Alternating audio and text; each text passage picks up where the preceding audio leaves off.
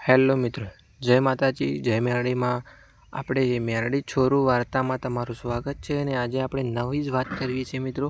એના માટે આપણે તમે વિડીયો ક્લિક કર્યો છે અને તમે પહેલાં આપણી ચેનલને સબસ્ક્રાઈબ ના કરી હોય તો સબસ્ક્રાઈબ કરી નાખો, જેથી કરીને કે આવા વિડીયો આપણા નવા આવતા રહે અને તમે વિડીયો જોતા રહો મિત્રો।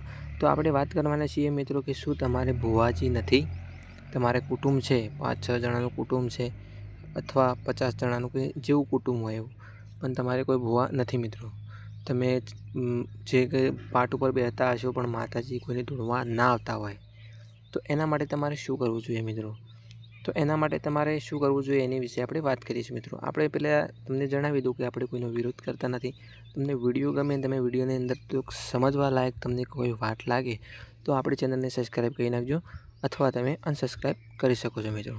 તો આપણે વાત કરીએ કે તમારે ના હોય અને તમારે એમ કંઈ ભુવાજી એક હોય તો સારું મિત્રો, અને ઘરનો ભુવો એક હોય તો સારું। એનો મતલબ એ છે કે તમારે કોઈ પણ પૂછવું હોય તો તમારે કંઈક બહાર ના જવું પડે, કોઈ ખોટા ભુવાના જે આપણે કહીએ કે કોઈ મુખ ફસાતા હોય છે મિત્રો, તો અંગે તમારા ઘરનો ભુવો હોય તો તમને સાચી વાત કરી શકે મિત્રો। એના વિશે આપણે વાત કરીએ છીએ।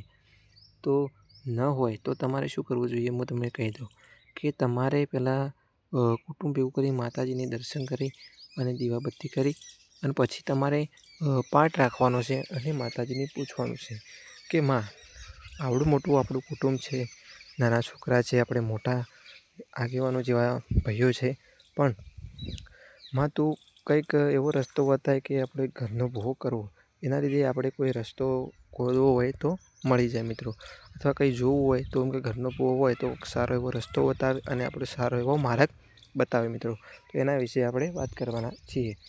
તમારે માતાજીને આવું કંઈ અને કલમ લેવાની છે, માતાજી કદાચ કલમ આપી દે કે એક ભુવો હોવો જોઈએ મિત્રો, તો તમારે જે પ્રમાણે એક જણાને ધૂણવા બેહારવાના છે અને તમારે એમ કહેવાનું છે કે આપણે એક જણાને બેહારવાનું, જે માતાજી જેના પર કલમ આપે કે ભાઈ આ બરાબર છે તો એને બેહારી અને કદાચ માતાજી આવી જાય તો તમારે એમ કહેવાનું છે કે માં, ખરેખર તું જ આવી છે તો અમને આ 18ની કલમ આપ।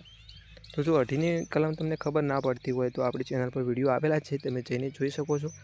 તો તમારે કરવાનું કંઈ નથી કે કલમ લઈ અને એક કલમો પૂરી કરીને પછી એક કરવાનું છે, એક ધીજ। કોઈ પણ માતાજી આપણે હોય તો નવો ભુવોજી બને તો કોઈ ધીજ આપે છે મિત્રો, બરાબર।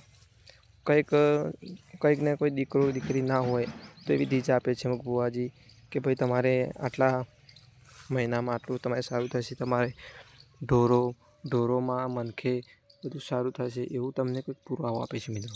તમારે પણ અમુક કલમ લઈને ગણાવતા હોય છે કે મારા હાથમાં કેટલા કલમ છે, તો દેવી ખરેખર હોય તો તરત જ કહી દે છે, અને કદાચ તમારે કોઈ ભૂલ હોય તો દેવી આવીને પણ કંઈ બોલતી નથી મિત્રો, પણ તમારે જે માતાજી કહે એમ રીતે તમે પેલું કરશો એટલે માતાજી તરત જ તમને માર્ગ દેખાડશે મિત્રો।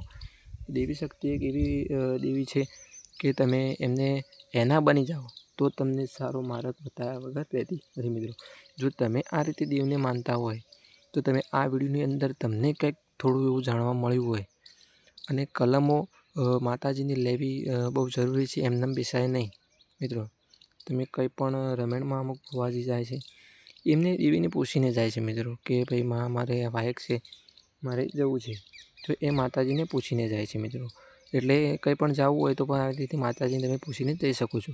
અને તમને એમ ખબર ના પડતી કે દોડ કેવી રીતે લેવાય, 18ની કલમ કેવી રીતે લેવાય, તો આપણી ચેનલ પર વિડીયો છે, જઈને કોમેન્ટ કરી દેજો, અને તમે ખબર ના પડે તો કોમેન્ટમાં જણાવજો કે મને ખબર નથી પડી, ફરી વિડીયો આપણે બનાવી દઈશું મિત્રો। તો આટલા માટે બસ આટલું જ।